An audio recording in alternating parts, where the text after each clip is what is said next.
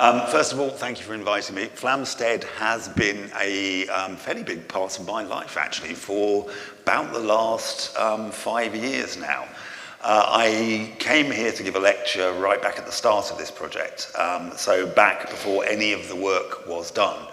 And it's so wonderful to have been able to come back post-pandemic and to see the changes here and to see what progress has been made. And really to get to understand and know a bit more about this church. So I originally came here just to look at the graffiti. And subsequent to that, I've also been looking at the fabric of the church itself. So we've been looking at the bigger picture. But that is not to do down the graffiti. The graffiti here in Flamstead is nationally significant. You have one of the finest collections of early graffiti inscriptions anywhere in the country. People talk about Ashwell over on the other side of the county as being, one of the great graffiti churches. Well, Flamstead is just as good, and in some respects, it's even better. So what we're really hoping to do with the work we've been doing over the last few years is to actually put Flamstead very, very firmly on the graffiti map alongside its amazing medieval wall paintings and its frankly stunning architecture as well. So what I'd like to do this evening is really to, first of all, explain why we look at graffiti, what graffiti can tell us, why we study it. Then to really explain what we've been doing here at Flamstead, and then the interesting bit to actually look at what we've discovered. And just to do a very quick gallop through some of the highlights to the graffiti in this church. And wherever you are sitting in this church at the moment, if you look around at the stonework near you, you will find it's absolutely covered in graffiti. So to begin with, people have been studying historic graffiti for almost as long as people have been making graffiti. So the study of historic graffiti is really nothing new. This is the very earliest reference I have yet come across to people recording historic graffiti. And this goes all the way back to the 14th century. And it is a record left by a German pilgrim who went over to Egypt, and he wrote this down in 1335. His name was Wilhelm von Boldensel. And while he was visiting the pyramids, he noticed that on one of the pyramids, there was a Latin inscription. A piece of graffiti actually written in Latin. And as a cleric, he recorded it because he recognized the language. And it turned out that what he was actually recording was a piece of Roman graffiti, which had been left on the pyramids. So here we have a 14th century medieval cleric recording Roman graffiti. And the graffiti that he recorded was actually a commemorative inscription. It was left by a young Roman lady who was lamenting the loss of her brother. And I will read this to you for those at the back. I saw the pyramids without you, my dearest brother, and here I sadly shed tears for you, which is all I could do. And I inscribe this lament in memory of our grief. May thus be clearly visible on the high pyramid the name of Decimus Gentianus. Now, this idea of using graffiti as commemoration, this idea of inscribing your mark, leaving your mark, is something that we just keep returning to time and time again, particularly in a church like Flamstead, as you will discover. So, why actually study graffiti? I may have photoshopped this slightly. Sorry, Vicar. I think the original one said would be prosecuted, but I thought this was far more interesting. So, and this is actually from, it's an old Ministry of Works sign from, I think it was Lanercost Priory up on the Scottish borders as well. So why do we study graffiti? Well, today, graffiti is seen as something destructive. It's seen as something, anti-social. It's essentially regarded pretty much as vandalism. What you have to understand, though, is that that attitude towards graffiti is really a very modern one. It really doesn't start appearing until the middle of the 19th century, the kind of early Victorian period. And it coincides really with our changing attitude towards historic buildings. Prior to about 1850, everyone appears to have been quite happy to come along and inscribe their names into your local church, your local castle, your local cathedral. Everyone, from members of the gentry all the way down to the lowliest commoner, none of them appear to have had any issue with that whatsoever. Interestingly, 1850 also coincides with the invention of the word graffiti itself. The word graffiti is actually made up, and I'm pleased to say it was made up by archaeologists. And it was made up by archaeologists to describe those informal inscriptions that they were then recording at Roman sites such as Pompeii. And when it was first invented, there were no negative connotations whatsoever. It was a purely descriptive term. So in some respects, we are stepping back to how originally, graffiti was originally seen. And we've got a lot of evidence, particularly going back into the 16th century, the 15th century, that indicate that graffiti was seen as something that was, accepted and acceptable. One of my favorite examples is actually from a 15th century court case that took place on the Maltese island of Gozo. And I will read this to you as well. So on the 2nd of September, 1486, an accusation was made in front of a vicar on the Maltese island of Gozo against the cleric Andreas de Bisconis by the husband and the father of local woman Jacobi Salaby. Bisconis, they claimed, had sexually harassed Jacobi Salaby while she was at prayer in the church of St James. Now, this court case is absolutely fascinating. First of all, there is his defense, the defense put forward by Andreas de Bisconis. He claimed that in the darkness of the church, it was a case of mistaken identity. He didn't know he was addressing Jacobi Salaby. He thought he was addressing a prostitute of his acquaintance. Well, that makes it perfectly okay then, doesn't it? That's fine. What happens next, though, is that witnesses are brought against him.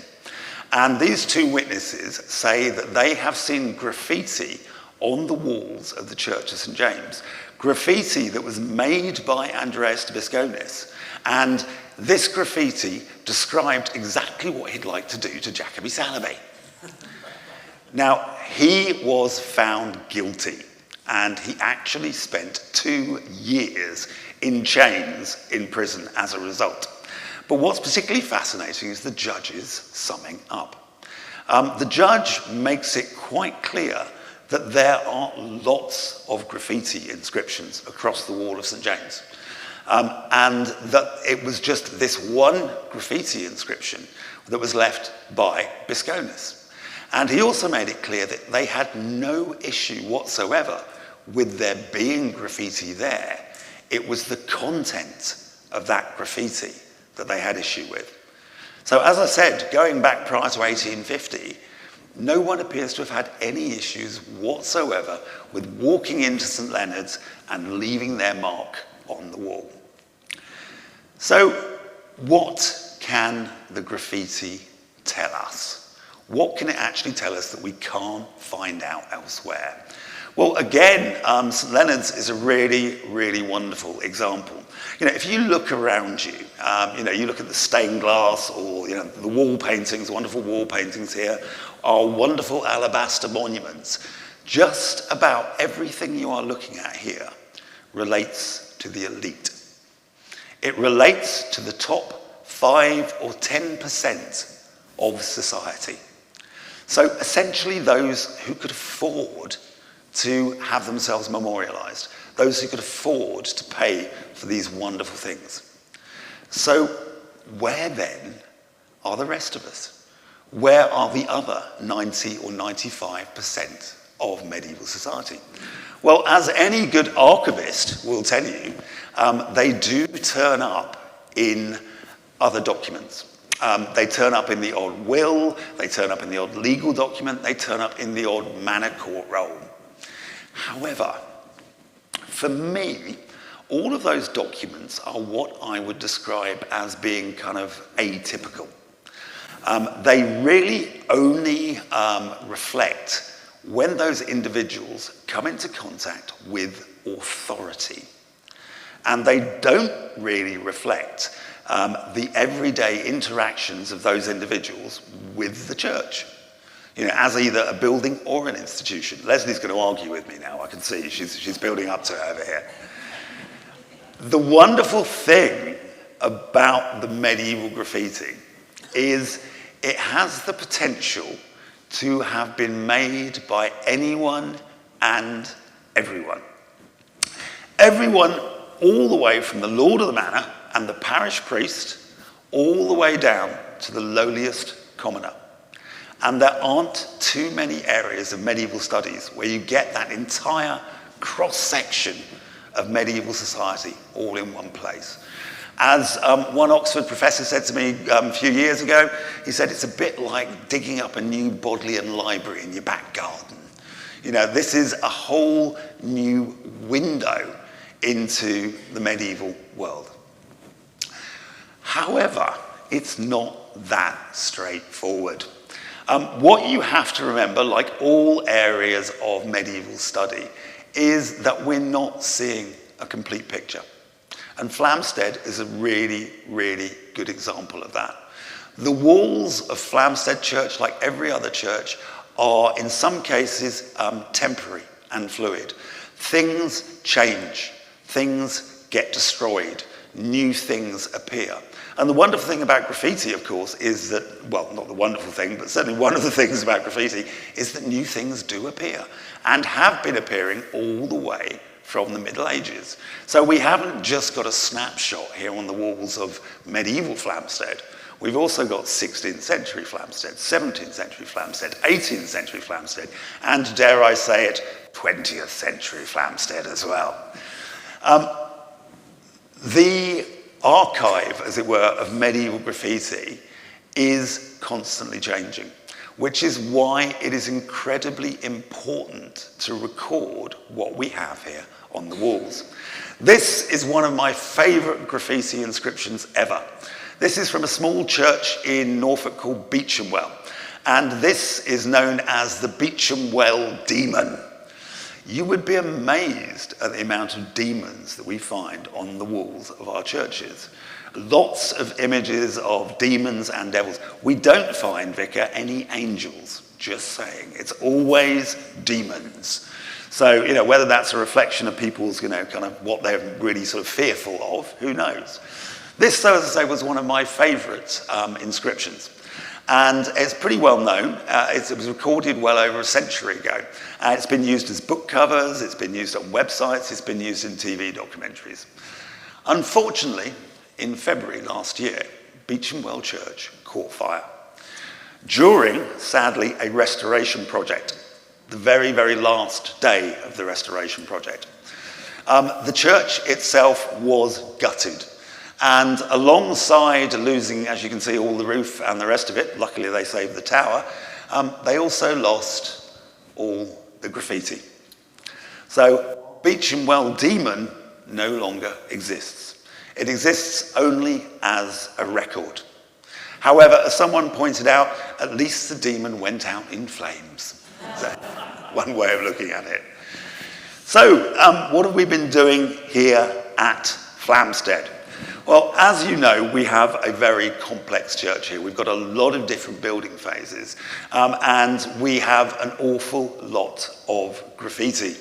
So this is obviously looking over here at our sort of north arcade.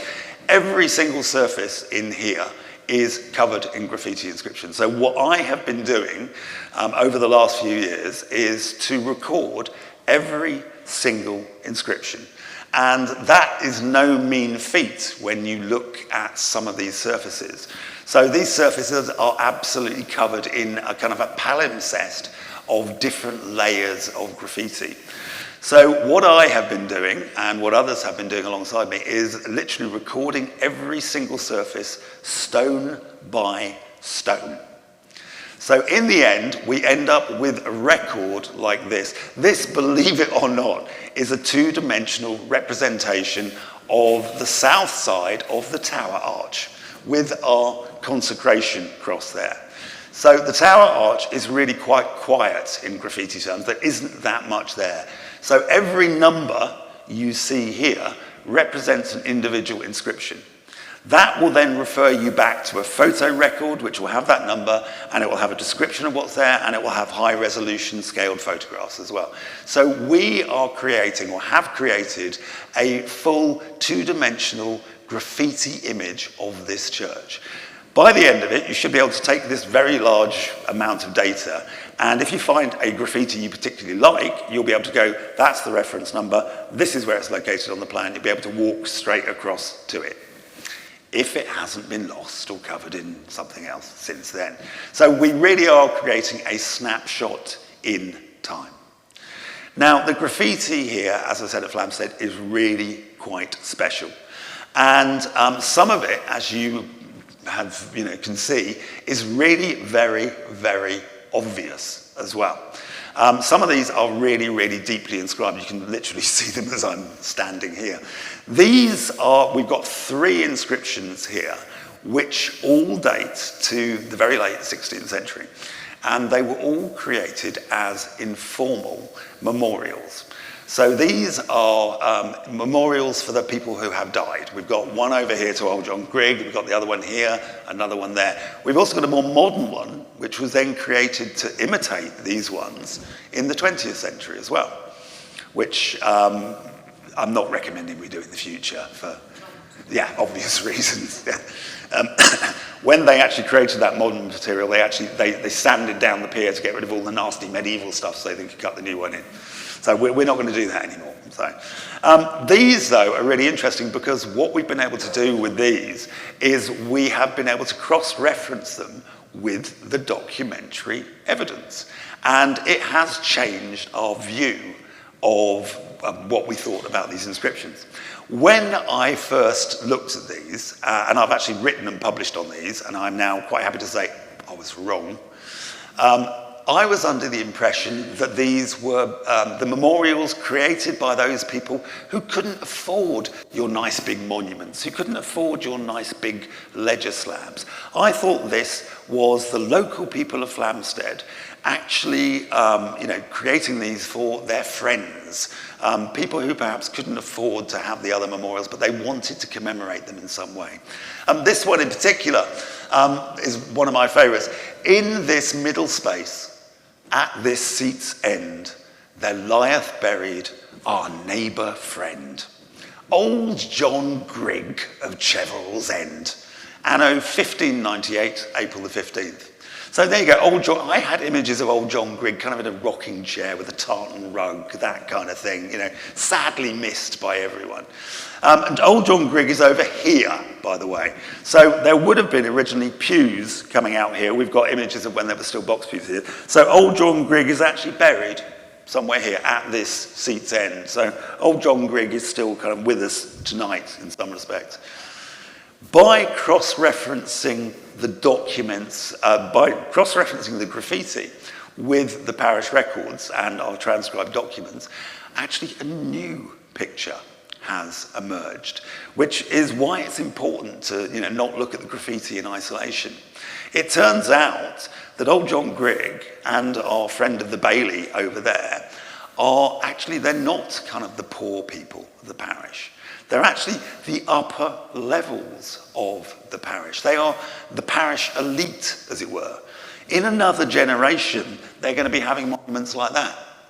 But at this point, they're not quite there. So they are still the parish elite. and they are, aspiring towards being sort of lower echelons of the gentry. And the clerk, or the parish priest, is actually creating these informal memorials. So old John Grigg, far from being our rocking chair guy with the tartan rug, is in fact a rather powerful landowner and landlord. And Francis Cordell... Have we lost something? That's better.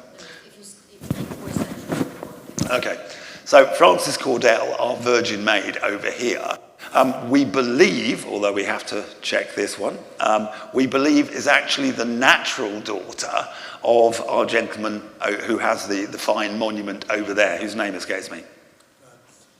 Bartholomew Falk. That's it, Bartholomew Falk. So she is actually the natural daughter, and obviously recognised as such within the parish. So these, far from being, in fact, there we go, are Virgin Maid. So far from being the lower echelons of society, these are in fact the upper echelons of medieval Flamstead. Now what's wonderful about these as well is we can look at them in a little more depth. So when these inscriptions were made, these weren't simply someone coming along and going, right, I'm just going to carve this into the wall. If you look very closely at the surface, you can see, first of all, where the red line is, that they've actually marked out the wall. So they've actually put the straight lines across there, much like you would with a medieval manuscript. So, and as you probably all did at school when you were first learning to write, you had the lines you used to copy across. They've done exactly the same to the wall here. And then in the case of this example here, what they actually did is they very lightly inscribed out the text, which you can see with the blue arrow there, so at this seat's end. So they marked everything out on the wall before they actually started carving. In this case, of course, what they didn't realise is if they carve very deeply, it's going to take up much more space than if you just inscribe it. So it's all gone off, and they kind of gave up halfway through on that one. But it's very clear that, this is not something that's just someone comes in and decides they're going to do. This is planned. And that's not how we think of graffiti as being, is it? So this is another thing where we have to put aside this idea of, graffiti as someone coming on with a spray can and doing something, just off the cuff, as it were. This is clearly planned. These are best, I suppose, thought of as informal inscriptions. Now, not all of the graffiti here, not all of the applied markings are what we would think of as typical kind of graffiti. These actually some of them had deeper meaning. And these dot markings you will find all over this building. So if anyone wants to go to the loo, right, as you go out the door, have a look on the door surround and you'll find loads of these dot markings. When you leave in the evening, if you look around that door over there, you'll find loads of these dot markings. And these are very, very deep. They're quite deep, and you can see they're actually in patterns. Now, these puzzled us for a long, long time. We weren't quite sure why people were making these kind of markings. It was only when we started talking to some of our European scholars that they went, oh yeah, we know what those are. Yeah, still see those all the time. And it turns out these aren't, again, what we think of as typical graffiti, but these are to do with folk medicine. These are actually people creating folk remedies using the stones of our church. Now, what they do, and they still were doing this in France and Italy until very, very recently, into the early 20th century, or middle of the 20th century, is that the stones of this church are consecrated. So when this church is first built, the bishop comes along and he anoints the walls with chrism, holy oil. And so the walls of this building are actually consecrated. They are holy. Now, in a slightly twisted logical way, what people believed is if they then took some of this stone, this consecrated stone, that it could actually be used as a cure. So what they would do is they would come along and they would grind out the stone and they would collect the powder and they would mix it up with wine or with beer and it would be used as a cure-all. It was particularly known as being good for fevers, for both humans and for livestock as well. So in France, until very, very recently, this was known as poor man's aspirin. So you could literally come along and, sorry vicar, but they're grinding up your church and they're drinking it. Yeah. So if I see anyone with powder in the wine later, I will be having words, okay? So these, though, you will find particularly around the doorways. And one of the reasons for that, we believe, is that during the Middle Ages, this church was most of the time locked, unless it was service time. So people couldn't get access into the main body of the church unless there was a service going on. So they could, though, get into the porches. And so we find all these dot patterns all around our doorways. And we have a particularly fine collection here at Flamstead. So not all of these are to do with devotion, not all of these are to do with religion. Some of these are actually, a much more mundane uses that they are putting our church to. And again, we have a number of items at Flamstead which appear to relate to the actual construction of the church itself. These are inscriptions left on the wall by the builders, the masons who are actually working on this church. Now, bear in mind that Flamstead has had so many different building phases, all the way through from about 1200 all the way through to, well, now, obviously, that it's very, very difficult to be totally sure when these relate to. But we do have a number of these architectural inscriptions. Now, these are fairly rare. You do not find these in too many churches. And we actually have 3 architectural inscriptions here in Flamstead. And what is happening is the masons are coming along and they are using the walls literally to sketch out their designs. In many cases, these aren't finished designs. These are what my dad would have called the back of a fag packet sketch, yeah? So you want to work out from first principles. When they'd done that, they would use the floor. And they would use the floor to make their full-size patterns, and then they would go off and carve their stones. But for the first sketches, you find them on the walls. And we've got 3 examples here at Flamstead. So, where are we? This example, which is sitting just over on that middle pier just there. And then we also have this rather intriguing one, which sits over on the pier there, which appears to be, it's very simplistic, and it's not a complete design, it's not even a complete schematic, but it does appear that someone was working out the basic geometry for what looks to be a tracery window. So obviously it's, as you can see, it's a 5-light window, and we can't really tie it in with anything that we have here today. So perhaps this is a piece of architectural Flamstead that no longer exists, something that no longer survives. As I said, these are rare. You do not find them. And to have 3 in the same church really is, it's pretty special. These also are giving us a whole new insight into the medieval design process. Previously, before we started recording these, we knew about the finished product, we knew about the finished wall, we knew about the tracing floors and the final design process.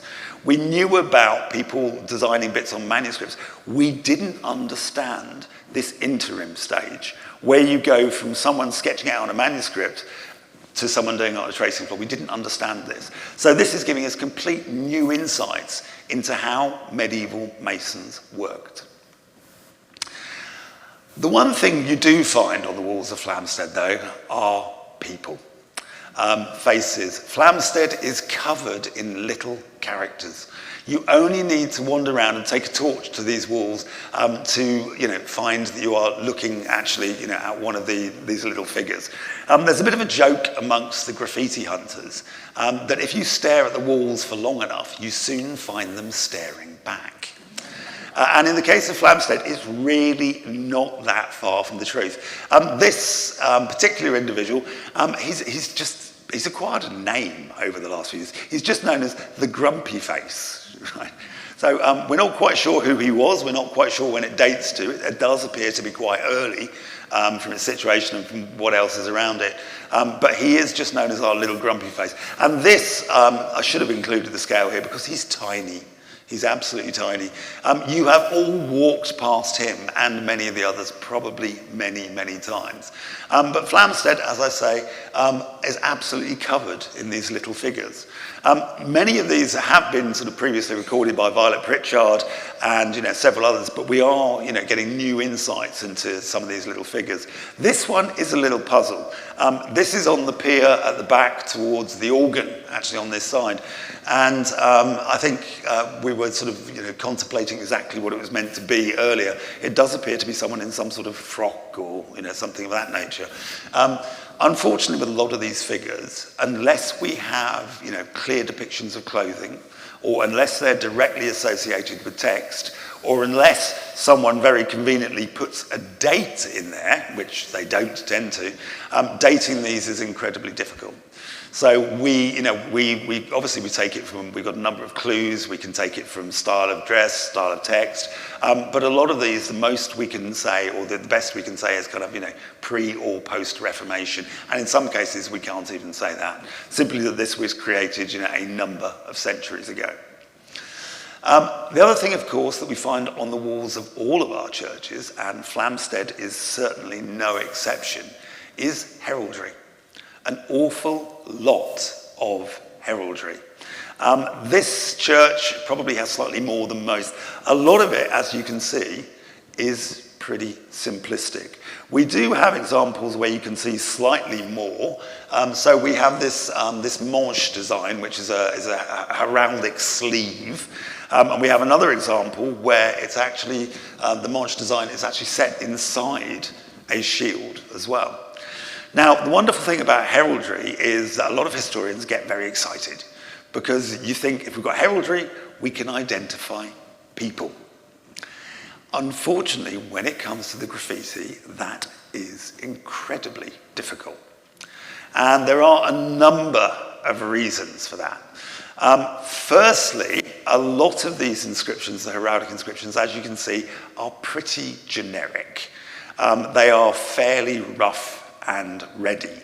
And they look as though they're a kind of almost a pseudo-heraldry, that they were never really meant to represent a particular coat of arms or not. However, even when you have a much more elaborate or a much more detailed coat of arms, it is still incredibly difficult to tie that down to an individual family.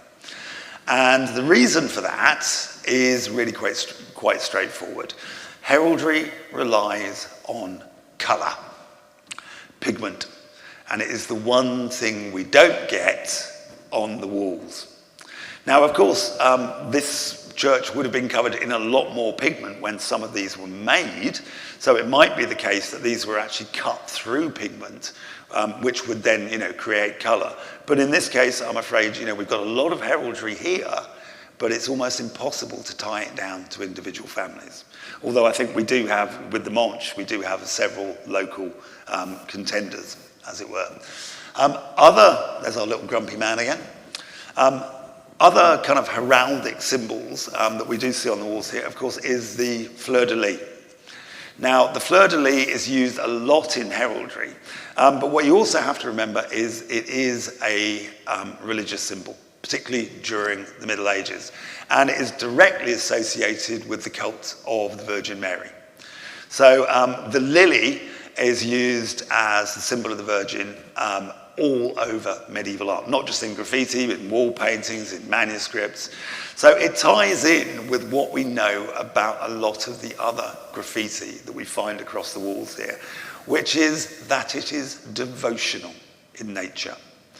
Many of the inscriptions, if not the majority of the inscriptions that we record in churches across England, not just at Flamstead, are devotional in nature. They are, in some cases, quite simply prayers made solid in stone. It's as simple as that. And we have many examples here at Flamstead. Now, what we also have here at Flamstead is an unusual amount of text. So people, when they first think of graffiti, a lot of people tend to think of writing. The writing on the wall. Now, in fact, looking at early graffiti, text is actually quite rare. it actually accounts for less than 5%, and probably even less than that these days, less than 5% of all the inscriptions we come across. But the text inscriptions that we do come across can be incredibly enlightening. And here at Flamstead, as I say, we have an unusually large amount of text. Whether that's because we have particularly soft surfaces, which make it, suitable for writing on, or whether it's because we have a particularly literate population, which is, it's a possibility. We're not quite sure, but the text we have got there is a lot of it. There is clearly a lot of pre-Reformation text as well. So there's a lot of text here that's being created back in the 14th and 15th century. A lot of it is quite difficult to decipher, and in some cases is now so heavily abraded that we'll probably never be able to fully understand what it once said. This example, though, is quite nice. This is looking into the 15th or 16th century, and it reads, I'm just going to actually just ask Leslie all these ones. It's just, or any other archivist who happens to be in the room, which I know we have at least 2 archivists in the room. So this actually reads as Westford, unless they want to contradict me. So Westford, now, in many cases, when you get a single word like this, it could be a name, it could be referring to a family, or it could actually be referring to a physical location. So despite the fact that you can read some of the text inscriptions here, actually deciding what they mean can be a challenge in its own right. This, I think, is one of my favourite inscriptions, which is over onto this side. And this one, from the style of text, again, we're looking at the late medieval into the 16th century, nice black letter text, clearly someone who was very used to the writing arts. And we have 2 lines of text here, and for the purposes of my report and for the purposes of tonight, I believe that they are probably related to each other. Although archaeologically there is nothing to link them except that they appear to be in the same hand. And it actually reads, Collet Bennett, and at the bottom, Dunwich. Now, Collet Bennett obviously is a name, and Dunwich, of course, is the name of a place. Dunwich was now a village on the Suffolk coast. During the medieval period, it was an incredibly important trading town. It supplied ships all the way through into the 16th century. It supplied ships to go against the Armada. It was a thriving seaport. And the merchants of Dunwich would have been, going backwards and forwards across all of East Anglia down into Hertfordshire, wherever. Dunwich today, of course, is nothing but a tiny, busy tourist village on the Suffolk coast. But the fact you've got this individual here in Hertfordshire is certainly, an indication that perhaps this is linked in with what's going on with the Great North Road or Walling Street. This is a place which people are passing through. We aren't just talking about the local people in Flamstead. This is a busy place. We're north of London, just off the North Road. A lot of people would have been visiting and passing through Flamstead. It would have been, if you can understand this, in the later Middle Ages, Flamstead would have been a fairly cosmopolitan place. No one finding that hard to believe? No, it is a lovely, fascinating inscription. The Bennett family, I have been able to track down records of the Bennett family in Dunwich itself. So far, we haven't found a Collet Bennett or any similar, but we will keep looking. And then some of our inscriptions here are just plain strange. This one is absolutely, you can see from the scale there, that's in centimetres. So this inscription is absolutely tiny, and it sits on one of the piers on this side here. And as far as I can make out, and I am open to correction on this, it appears to read, "Praise, make pudding." And I've looked at this in every possible light. I have used video on this, I've done high resolution, everything, and it does appear to say "praise, make pudding." Now, what that means, I have absolutely, maybe people in Flamstead like their desserts. I don't know. But it does appear to say, "praise, make pudding." So whether there is a local family called Podding or something of that nature, we have yet to discover. We have a lot of inscriptions like this across the wall. They are absolutely tiny. If you go over onto the far pier by the organ where our little figure with the frock is, there is a beautiful piece of medieval text just above it, which includes contraction marks, which includes beautiful sort of black letter, which at the moment we simply cannot read. And that, I think, is one of the most frustrating aspects of any of the graffiti recording. If someone has written something on the wall, there is this idea that you want to be able to read it. They are leaving a message for the future. Or they're just asking for pudding. We're not really sure on that one. And then we do have a number of names which we can tie in with local families. So this apparently, this appears to read Shirley. And we've actually we have a number of families which appear to be very, very similar to this, even into some of the 16th and 17th century records as well. So some of these families are leaving their mark on the wall. If nothing else, it is just a commemoration. It is an I was here. It may not be our full commemoration of a life well lived, but they're certainly commemorating their existence on the wall.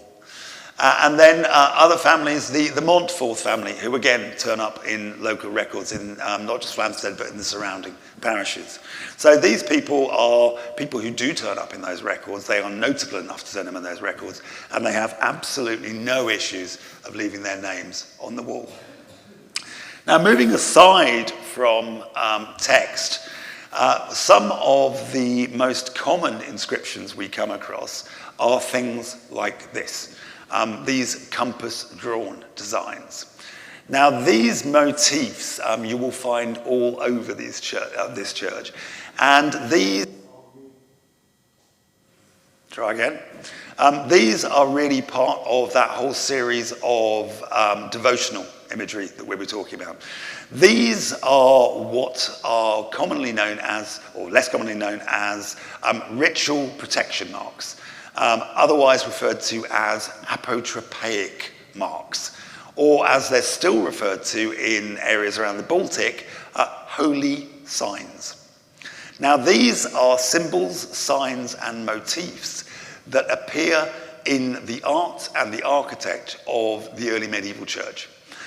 This motif, the six-petal rosette, which you will see repeated all over this building, back in the 12th and 13th century, is often used as an alternative to the cross or crucifix. You'll find it on 12th century fonts, you'll find it on 12th century cross slabs, you'll even sometimes find it used as consecration crosses.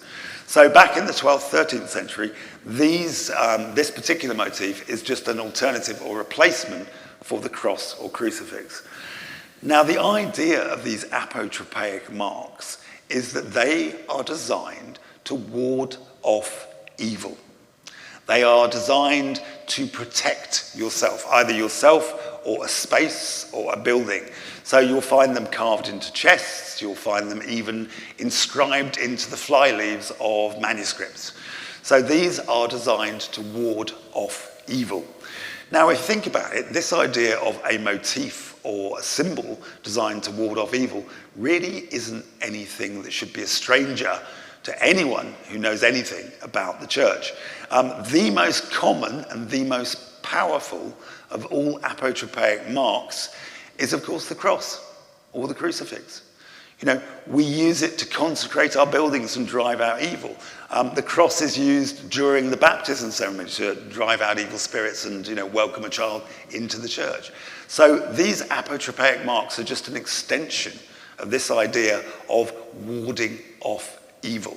The very church building itself, of course, is consecrated to ward off evil and to consecrate it for Christian worship. Now, not all of our compass-drawn designs are quite as straightforward as our six-petal rosette, and Flamstead has some really quite fantastic examples. This, I'm really not sure about. This is one of those motifs that almost crosses over between, I'm not quite sure if it's an architectural design or whether this is just an elaborate compass-drawn design which is being used as a ritual protection mark.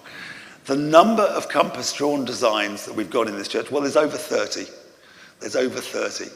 And they are ranging from about an inch across, a couple of centimetres across, to covering the width of one side of a pier.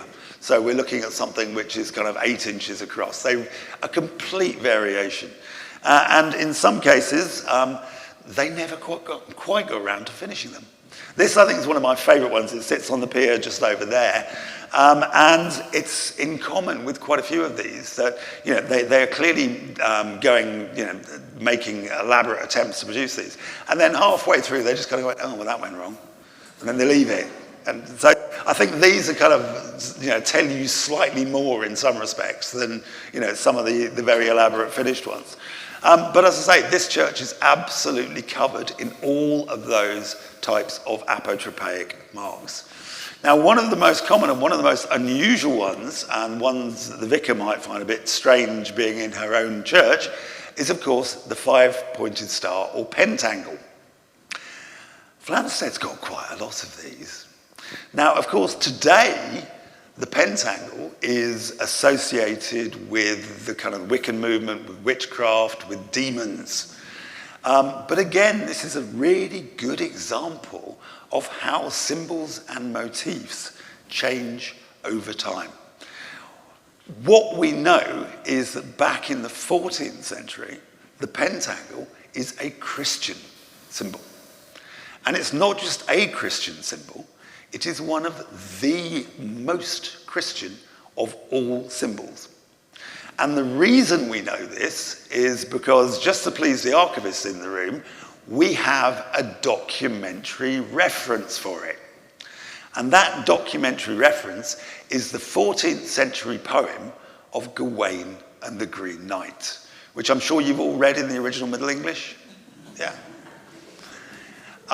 I won't go into too much detail. The story of Gawain and the Green Knight, the poem was written in the 14th century in a Lancashire dialect by a poet. We don't know who he was. He is known today as the Pearl Poet after another poem that he wrote. And it is a quest story. So the idea is that Sir Gawain goes off on a quest to find the Green Knight.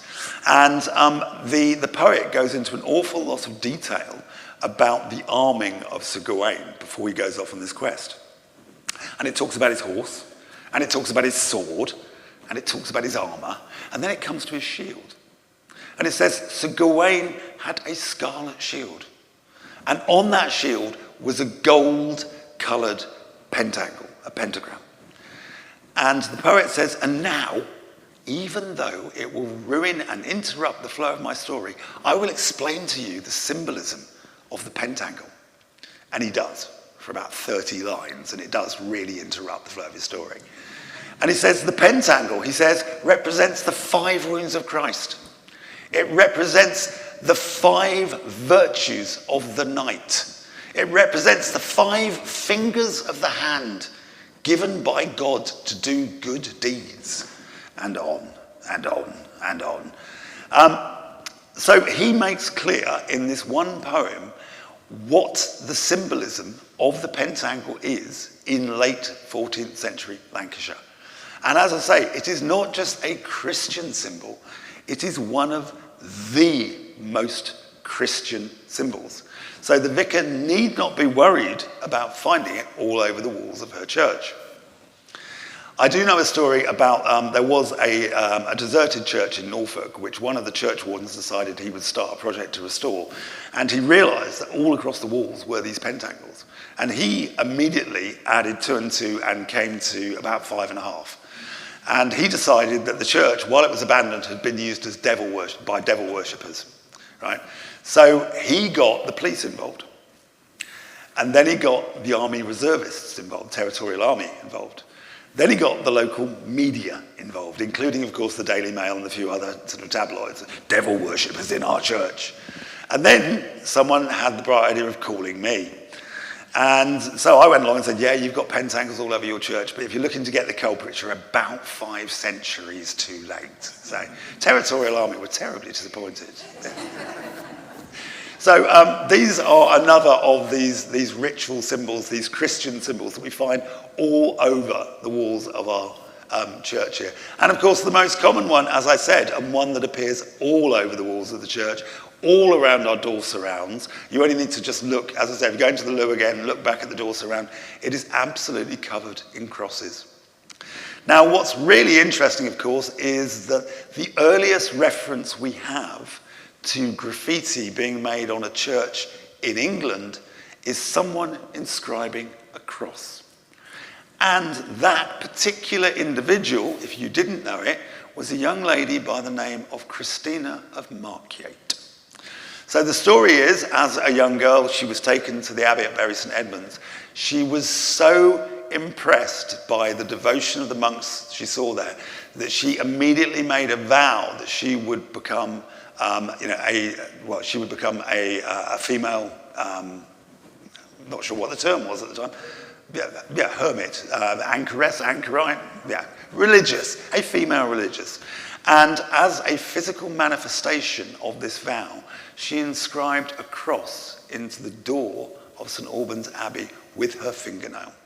So the earliest reference we have to any graffiti created in the English church is actually a simple cross created by Christina of Markyate. If you couldn't want a more local connection, I don't know, what you could ask for there. This is a particularly interesting example of a cross which sits on that door surround there. This is looks to be almost like a processional cross under a canopy, and it's almost like a preaching cross. So extremely elaborate. You can see with our stepped base here, floriated cross at the top, set underneath our arch. Now, of course, if you spend any time on the continent and wander around into French churchyards, this is exactly what you also see being used as memorials, wayside shrines, that kind of thing as well. So clearly something that was, common also in this country. And then sometimes, of course, you get things that are crossing those boundaries, if you'll excuse the pun. This particular example of a cross where they've actually ground out those terminals. So going back to what we said about those dot patterns right at the start and people using the powder, well, perhaps what they're doing here is actually doubling their money, as it were, and they are grinding out the powder but doing it in the shape of a cross, and therefore reinforcing this idea of kind of, spiritual protection. And then, I suppose, coming along to one of the most interesting things I discovered here at Flamstead, music. Now, musical notation is exceptionally rare. Amongst graffiti studies, I think we probably recorded less than 50 examples across the entire UK. And in almost every case, those examples are associated with our larger houses. So our abbeys, our cathedrals, and our monasteries.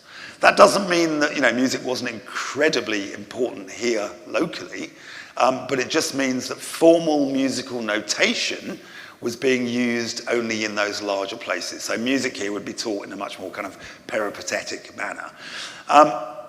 So it is incredibly rare. This is an exceptionally good example from Horning Church in Norfolk, which is the one that kind of breaks the rule because it is just a small parish church. Now, when I was looking at the graffiti in Flamstead, we came across something very, very odd, which is this. And if you can just make it out, we have up here the letter A, D, E, D, B.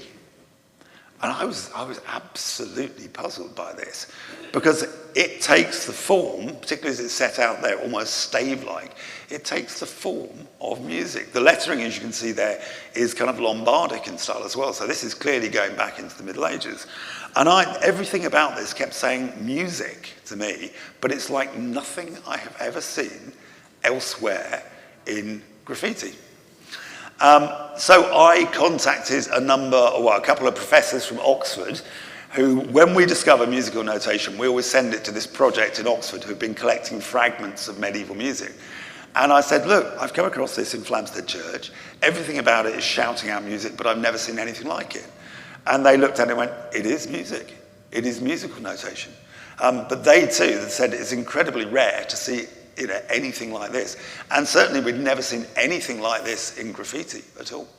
So it's clear that at some point in the Middle Ages, on that pier down there, quite low down, and this is really quite small as you can see from there, someone is inscribing musical notation.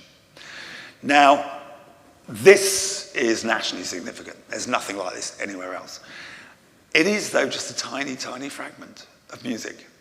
So what is it? Why are people putting these tiny fragments? Because as you saw from the example at Horning, again, we don't have much in the way of music. We're only ever seeing these short fragments of music. What we think is actually happening is this isn't people composing, this isn't people teaching. This is exactly as you still see today if you go along to a Catholic service. Particularly something like, if you go along to a Catholic Requiem Mass, yeah? As you go in, you're given a brochure. And in that brochure will be the order of service. And every now and again, there will be a tiny little fragment of music. And it's when you come to a chant. And it doesn't give you the whole chant. And it doesn't give you the notes. It gives you the shape of the chant. It is a guide to that chant. And it's been used in the church for 700-800 years. And this is exactly what we're seeing on the walls. Particularly telling and reinforcing this idea is Lincoln Cathedral, where they're currently doing a survey. And they recorded over a dozen of these tiny little examples of musical text, all of them in the area where the choir assemble before going out into the main body of the cathedral. So these aren't people composing, they're not people particularly teaching, but they are giving the shape of a chant. And as I say, when it comes to Flamstead, that's incredibly important. Now, coming towards the end here, the one thing, of course, that I am vaguely obsessed with, quite obsessed actually, is medieval ship graffiti. And I have recorded hundreds and hundreds of examples of ship graffiti all over the country, in fact, all over Western Europe now. When I first set out doing recording, it was believed that ship graffiti was largely confined to our coastal areas. So I was looking in places like Blakeney, Clyde, Yarmouth, Dover, Southampton, and I was finding lots and lots of ship graffiti. Now, the reason we thought the ship graffiti was largely confined to the coast is because that's where we were looking. When we started looking inland, we also started discovering ship graffiti, such as this rather lovely little example from Flamstead, which is down on the pier just here. It's one of two. Oh, hang on, bear with me a second. Have I got the slides? No, that's fine. It's one of two examples that we've actually got in Flamstead Church itself. Now, these examples of ship graffiti can be extremely elaborate, such as this example from Floaton in Suffolk, which, as you can see rather wonderfully, still has a little armed knight still on board there with his helmet and his chainmail. The example from Flamstead is obviously a lot simpler and a lot more simplistic. But the question is, why are we seeing ships in a place like Flamstead? You can't really get too much further from the sea here, can you? All of the ship graffiti we are finding in our English churches, without exception, show seagoing vessels. So we're not seeing riverine craft, we're seeing seagoing vessels. And it turns out the most likely reason is that these too are devotional in nature. And we believe they are actually related to a phenomenon known as church ships. Now, these were models of ships which were presented to churches, and as you see in this rather wonderful example here, were actually hung up in churches. This is something we know that used to happen in English churches. It still happens. So if you go to Denmark, there are over 1,000 of these church ships still hanging up in churches there. The earliest one to survive is the Mateo ship in Spain, which dates back to about 1450. Now, in Denmark, the tradition was when a captain retired, he would have a model of his last vessel made, and he would present it to the church as thanksgiving for a safe career on the sea. We also have written references to people like, James the First and Sixth of Scotland. He had a gold and silver ship model made, which he presented to the church as thanksgiving for his wife having survived a storm at sea. And we know from the documentary evidence and from even pamphlets that this was something that happened in English churches as well. Sadly, most of them have been lost at the Reformation. There's only 2 sites in England where you can still see examples of church ships, and they're all post-medieval. What's really fascinating, of course, is that we do see some patterns emerge. So these graffiti ships appear to be an imitation of these ship models. And places like Winchelsea Church, places like Blakeney Church on the North Norfolk coast, places like St Nicholas's Chapel, we're all seeing them appear in the same place. And they are always on the last pier of the arcade facing a side altar. Now, in the case of Blakeney Church, that side altar we know was dedicated to St Nicholas. And St Nicholas, of course, during the Middle Ages, as well as his association with Christmas, he was patron saint of those in peril upon the sea. So perhaps then we have an idea that there is some sort of St Nicholas cult going on here in Flamstead. We only have 2 ships, it is stretching it a bit, but they are, again, both on that same pier. So food for thought. Now, just to end very quickly, we're looking for names here, culprits. A bit of our modern graffiti. Well, this is just on the pier over there. H. Ellis, 1920. Mr. Ellis, who was he? Well, is he Hubert Ellis, a Flamstead resident and Borough Council Deputy Coroner in nearby Hemel Hempstead in 1920? We've got a few more of these going on as well. So we appear to have up here in the top of the rood loft stair, it appears that when people got up there, that was kind of the furthest they could get. So even up to quite modern times, they have left their graffiti there.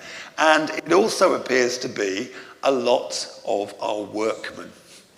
So on the left here, we have Pashby and P. Ashby and D. Thompson, electricians in 1951. And here on the right, we have G. Lee, the spotlight man. I'm the spotlight man. 1966. We also have another one up there, which appears to be 1963. M. White, Middlesex. Oh, here we go. I thought this might happen. Right, we're also looking for one other individual in here. Emma Pierce sat here. Anyone know Emma? No, we know the Pierces. No, we know the Pierces, do we? Well, Emma, you have been well and truly found out. You have also become a piece of the history of Flamstead Church. I'm not recommending it. I'm not suggesting that we should do it. All I would say is that the builders and the electricians who have left their mark have also added their little piece to Flamstead's history and helped our understanding of it. Now, all of the graffiti that you've seen tonight is just a tiny, tiny fraction of what is here. And there is an absolute mass of inscriptions. All I would recommend is that come along, bring a torch, shine your light across the walls, leave a donation for the church and for the vicar, and see what you can find. Preferably look, don't touch, but the entire history of your parish, the entire history of Flamstead is here actually etched into the fabric of your church, if only we take the time to stand back and take a look at it. Anyway, thank you all for listening.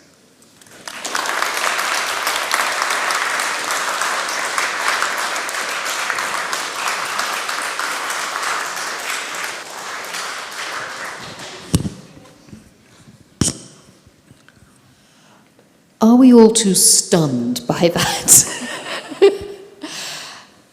Any questions? There is wine, by the way, I would just point out. Yeah.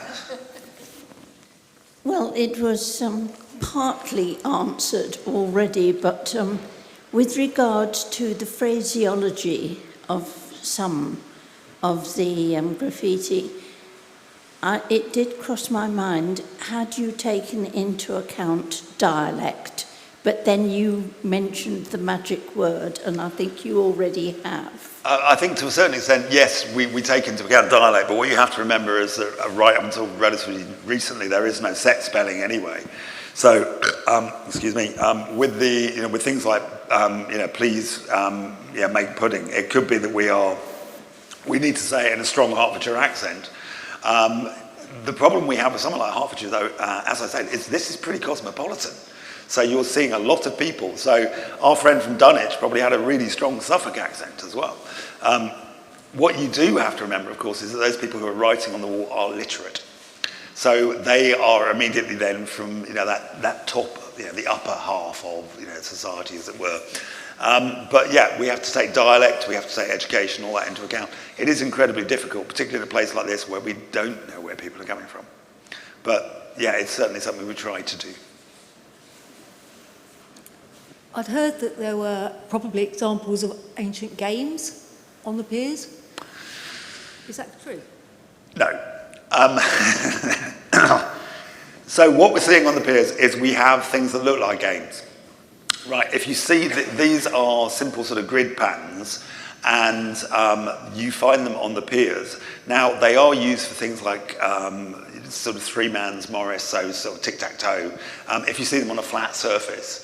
The thing is, you also get the same motif is used as one of these ritual protection marks, these apotropaic marks. So again, it's a form of elaborate cross. So if you find them on the wall, they tend to be kind of the more spiritual, devotional. If you find them on a flat surface, then yeah, you'll often find them with the holes ground out, so you can use 3 pebbles, and you can play an early form of noughts and crosses with them. You'll often find them in monasteries and stuff like that, on the cloister, on the seats and stuff here. The trouble is, on the wall, they wouldn't be much use for playing games until the invention of chewing gum. So, but yes, it's the same motif, but here, probably not games, probably are ritual markings. You were talking about the graffiti being a one-off act, if I can put the words into your mouth. Are there any examples, not necessarily here, where it's more like a message board, where somebody writes, so-and-so is a what's it, and then somebody writes Graffiti underneath. is a conversation, yes. That's the way I should have said it. There's lots of different aspects of that. So first of all, we find individuals who leave graffiti at different sites. So we find our serial offenders. We then find other graffiti where, we are finding it as a conversation. We'll often find graffiti on wall paintings. And the graffiti refers to, they're particularly a good example at the Prior's Chapel in Durham, where the graffiti is referring to actually what's going on in the wall painting. So it does become a kind of a conversation. Do we see graffiti actually replying directly to graffiti? Really difficult. Right, really difficult to say. Possibly, there are, definite examples aren't easy. We do get kind of your conversation starters. There's a particularly wonderful inscription from Ashwell Church, the other side of Hertfordshire, which is beautiful piece of text. It's in Latin, and it translates as the archdeacon is an ass. And you kind of go, but when you think about that, you take it down to the next level, you think, well, hang on. Most of the people who walked in there could not have read it, okay? So the only time they could because they didn't speak Latin, so the only time they could understand it is if someone actually explained to them. So that involves a kind of audience, participation thing. Of course, the one person who could read it if they walked into the church was the archdeacon, yeah. So so you've got a kind of the start of a conversation going on there as well. But I wouldn't say never, but yeah, there are certain elements to it, which is, the graffiti is a conversation. You also have to remember that we're only ever seeing a tiny fraction of what was once here. So these outer walls, which are now plain limewash, we know where we do have surviving medieval plaster in other churches, that those too get covered in graffiti. And you have to remember also that we only see the inscribed graffiti now. So we know that they were also using crayon and charcoal and everything else. And these areas around here would have been like, a parish notice board. There is a 16th century broadsheet, which is like an advert, a printed advert for a chapman, a guy who goes around selling as a peddler. And he's advertising wax crayons. And it says on the advert, really good for writing in churches. I rest my case, you know. So we're only ever seeing a tiny fragment of what's once here. So a lot of that conversation, I'm afraid, you know, as with Beechwell and as with the rest of the walls here, sadly gone.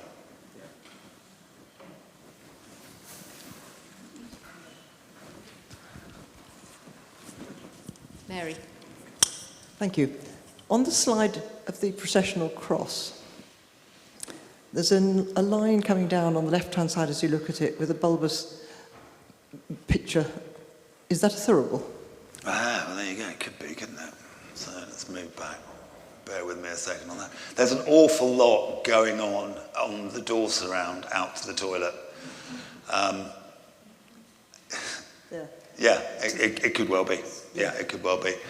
There's an awful lot going on there. You've got crosses overlaying crosses, so you can see in here we have another arm of a cross going in there as well. So you can see you've got another cross. And if you just look at it, that whole area is just covered in crosses. And again, this may be a case that the doors were locked, and so people are inscribing the crosses actually as far as they could get into there. But we do find concentrations of these crosses actually on the door surrounds. A wonderful paper written quite recently by a guy who was going on about these being liminal spaces, and people were leaving crosses and doing all the other graffiti on the door surrounds because these were liminal spaces. They weren't quite inside the church, or they weren't quite outside the church.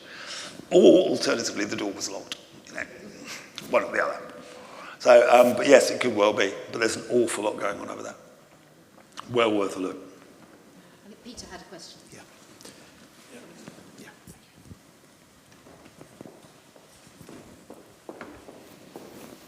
Thanks, Joe. You said there are lots of graffiti here. What sort of numbers, what's your list look like now? Because you've recorded where they all are. Oh, very good question. I don't think I've actually added it up. We're talking thousands. What, thousands? Hundreds? No, thousands. Yeah. So if you're thinking of just the numbers we were doing on over there, so a couple of hundred on there. Up there, we've probably got another 150, 200, plus each of these piers. We must be well over 1,000. Yeah. And if you just look at the door surround, well, that door surround's got a couple of hundred on just on its own. So, yeah. But we've also got blank areas, so areas where there's nothing.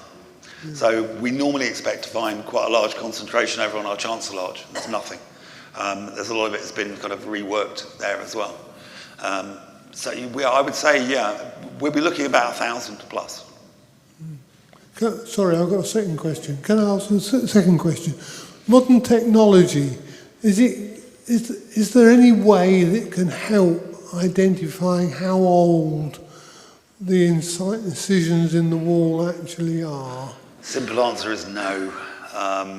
There isn't, you know, the dating is really, really difficult because so you can have one inscription which goes over another inscription, and just because one is deeper than the other or one is, you know, it doesn't help when it comes to dating it.